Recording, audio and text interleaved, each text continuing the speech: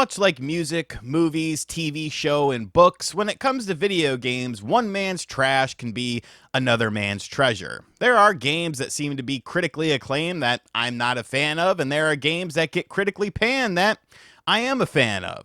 Today, I want to talk about 5 games that are objectively bad, that everyone seems to hate, but I still play these games. And you know what? I still get enjoyment from them, and I'll tell you guys why I enjoy them. This is a safe space, though, so if there are some crappy games that you like, feel free to sound off in the comments section down below. Don't judge other people. We're all just weirdos that play a lot of video games at the end of the day.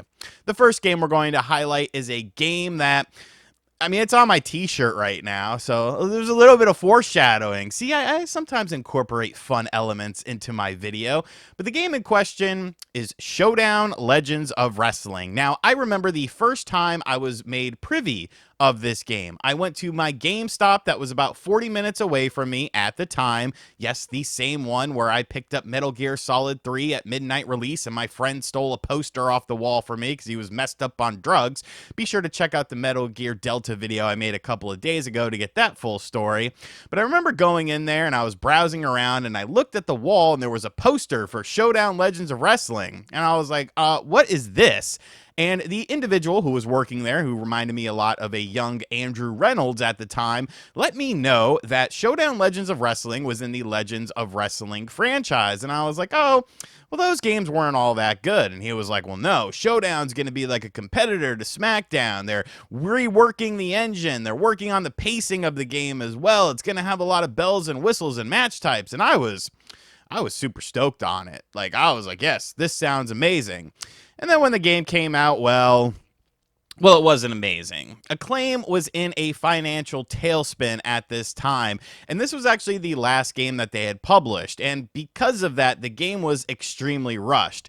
There are lots of bugs in the game. There are lots of issues and glitches and sound quirks that happen in it as well, and it definitely feels like a game that needed probably 6 more months in the oven. I think the core of the game is interesting enough, and I like some of the changes that they have done, but it's definitely not a very enjoyable wrestling game to play it strictly from the wrestling perspective. So then why do I like this game? Isn't a wrestling game all about how the game feels and how the game plays? And yes, but I feel like there are other elements that kind of go into that as well, such as the roster of the game and the different arenas that you can compete in. The roster of the game is a who's who of classic wrestlers from Hulk Hogan to Sting, the Ultimate Warrior, Andre the Giant, Sabu, the Sheik, Terry Funk, Abdullah the Butcher. You could do so many interesting matchups and so many generational matchups within this game. And the arenas are really cool as well because they all have a certain vibe to them. You have things like Madison Square Garden, the Philadelphia Spectrum, so on and so forth, all that have their own unique rope colors and outside areas to look at as well. So in that regard, I think the presentation is actually not that bad. I think the character models themselves, especially for the time frame, are very nice and detailed. There's multiple attires for each wrestler that kind of dictates different eras of their career, such as Macho Man has his classic, trunks with the 3 stars on them. Then he's got a cowboy hat attire. Then he's got an NWO black and white and NWO red and black attire. Little details like that kind of cascade throughout the wrestlers' careers is really cool to me. And I think the commentary team, although it's very repetitive, is absolutely top notch. You have essentially a reprisal of WCW Nitro's commentary team with Tony Schiavone, Larry Zbyszko, and Bobby the Brain Heenan. Now, like I said, it can be very repetitive because it seems like they had to crunch the amount of time they had to record lines, and Bobby was undergoing his throat cancer era during this time frame, so his voice does sound a little bit different than it usually sounded, but still, it really gave an authentic aesthetic to the game, and I feel like all of that sort of stuff just makes for a very interesting vibe. It's still a game that is playable. Some of the movesets are a little bit weird. A lot of wrestlers have similar moves that they never really did, like Macho Man Randy Savage really seems like the kill switch in this game, which I don't recall him doing that too much in real life, or the unprettier as it's known for WWE fans. But I think this is a game that if it had a little bit more time, it could have been an all-time classic. But as it stands now, I still play this game. I literally have my Xbox 360 that has HDMI out set up on my TV upstairs, and I play this game when I'm trying to get my steps in because matches can take a very long time. Showdown Legends of Wrestling is probably a bad game, but it is a bad game that I love, and I think there is a lot of enjoyment to be had from it. The next game we're going to talk about is a game that released across multiple platforms. I played it on 2 platforms, but I'm going to specifically talk about the worst platform that this game came on in terms of power, because it did kind of make the game a little bit uglier than it did on other platforms. This game, to me, though, is the peak of asymmetrical gameplay when it comes to online gaming, and that is, you guessed it, Friday the 13th, specifically the Nintendo Switch version. Now, before the Nintendo Switch version of this game came out, I played it a lot on PlayStation 4. And it was a buggy mess. You know, sometimes the lobby system wouldn't even work. There was glitches. Sometimes, you know, people would fly across the map. Kills wouldn't register and all sorts of stuff. It was a game that did not release in the greatest state. But by the time the Nintendo Switch version came along, they had a lot of these issues ironed out. Now, the Nintendo Switch version of the game, obviously, isn't as pretty as the PS4 version, which really wasn't a super pretty game to begin with, and some of the character models and animations and stuff look downright scary, but not scary in the good way. But what makes Friday the 13th such an awesome game is just the aspect of having to work with other people, and I think the things that this game did right far outweigh the things that this game did wrong. One of the biggest problems about Friday the 13th was they weren't able to add in additional content after the initial release of the game because of licensing issues. So it kind of killed the game before it really ever had a chance to get going. The graphics of the game on the Nintendo Switch version were definitely muddier than they were on the PlayStation 4, which, like I said, wasn't exactly a visual showcase to begin with. So you have a version of the game that looks and runs kind of worse than the PlayStation 4. It's not going to get any additional content. So what makes the game fun? It's the gameplay. IllFonic has since released many games in this style. Games like Predator, Evil Dead, Texas Chainsaw Massacre, and like all of these games were okay in their own right, but I don't think they ever captured the spirit that Friday the 13th did. You either were a camp counselor or you were Jason Voorhees. If you're Jason Voorhees, you have to eliminate the camp counselors. If you are a camp counselor, you have to work together with other camp counselors to find a way to escape. There are multiple ways to escape. You can escape by boat. You can fix up a car and escape by car. You can call the cops if you're able to fix the phone. Or you could take out Jason yourself if you're really ballsy and you get the axe from the place where Jason spawns. And because of that, I feel like all the other horror-based IllFonic games they all seem to just have like one way to escape and one way to win, whereas this had multiple. The proximity chat in this game was awesome as well, because you would only be able to talk to people within your proximity that could hear you unless you picked up a walkie-talkie. Jason was also prox chat as well, so if you came across some kids and you wanted to mess with them, you could scream into the microphone that you're going to whack their head off, and then whack their head off. It was just such a brilliant game that actually had a feeling of tension and a feeling of fear that a lot of the other IllFonic games that are similar in this style haven't been able to replicate. I am hopeful that Halloween, when that ever comes out on platforms, kind of is able to be more like this game was. But I think this game was just so special. And it's a shame that, you know, it had performance issues. No matter what platform you played it on, it had graphical issues, and they were never able to add in additional content. Because I absolutely love this game. And I would say, like, if you ask me my top 25 of all time, Friday the 13th is going to be in that top 25. The next game on the list is a game from my childhood that I didn't really think was great when I was a child, and I still don't think it's great, but I still have fun playing it. And that is Sonic Spinball for the Sega Genesis. Now, Sonic Spinball came out during, you know, the real rise of Sonic Mania, no pun intended, and Sonic's rise as a character. After Sonic the Hedgehog on the Sega Genesis, the world, especially the United States, was definitely about Sonic the Hedgehog. He had 2 cartoons on Saturday mornings, and Sega was trying to capitalize and make as much Sonic stuff as they could.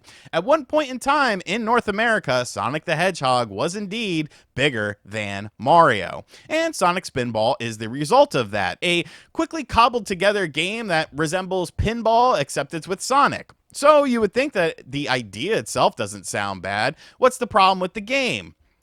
Well, it's slow. Like really slow. Like, you're looking at the footage here and you're like, where's the frame rate in this game? Sonic was known for speed at this time. That was kind of his whole gimmick, the blast processing sort of thing. And to see Sonic moving so slow and clunkily didn't really make much sense for gamers. The frame rate was really bad, and when you're playing a pinball game that kind of requires reflexes, it definitely puts a dampening on the experience. And Sonic Spinball kind of just came and went. It didn't really reach the heights as other Sonic games did, obviously, because it was a spin-off game, but it just wasn't a very good spin-off game. Even Sonic the Hedgehog himself looked very different than he did in other Sega Genesis games, and it was like, why does he look so weird? Why does he look kind of stumpy? Like, he looks kind of stumpy and just kind of strange, maybe a little bit fat. Has he been eating those chili dogs or something like that? So then, if the gameplay of a pinball game is not good, why do I love and enjoy Sonic Spinball?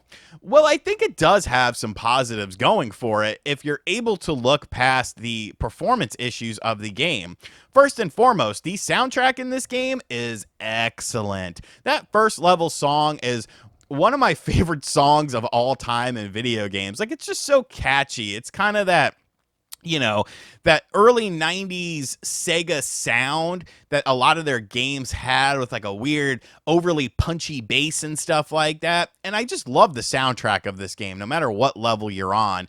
And I really think that even though the gameplay is kind of crusty, the core ideas that were introduced into Sonic Spinball were very big for the video game pinball sort of sphere, because at that time, most games had like maybe 2 or 3 screens as far as a pinball map was concerned, and really that was all you got with a lot of these games. Sonic Spinball had multiple levels, and within these multiple levels there were multiple different screens. There was boss battles, chaos emeralds to get. It was kind of overwhelming in terms of a pinball game with how much, you know, area you had to cover in order to do everything to advance to the next level.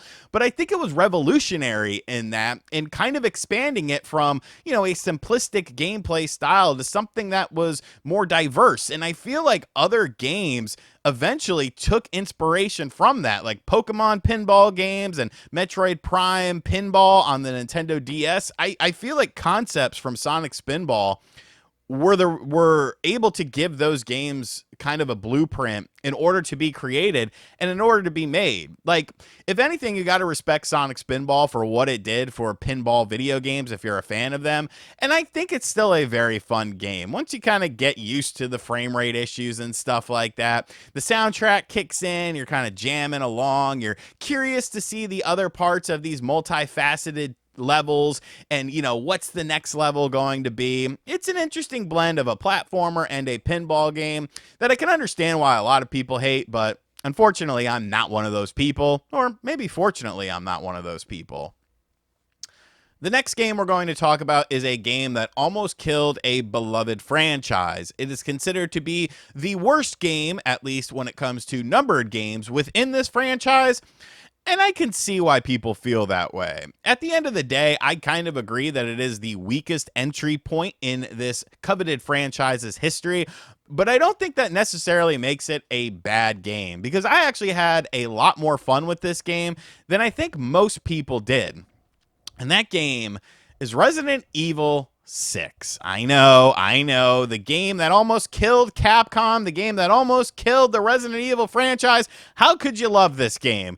And I mean, I see the flaws with the game, but you kind of got to look at what the video game world was like at that time. It was moving away from your kind of traditional survival horror games and trying to do something different, leaning more towards the action side of things. Resident Evil 6 has released on tons of platforms. You could buy it on modern platforms as well. And whether you're playing the updated, HD versions of these games or the original versions of these games on the PS3 and the Xbox 360, I think if you're a Resident Evil fan, especially someone who enjoys the lore of Resident Evil, it's a fun game. Like, yes, some missions are better than others. Some people's campaigns are better than others. There are multiple characters that you play as with multiple campaigns. Leon's campaign is probably by far the best. It has a good blend of more traditional Resident Evil tropes with the newer action-based tropes.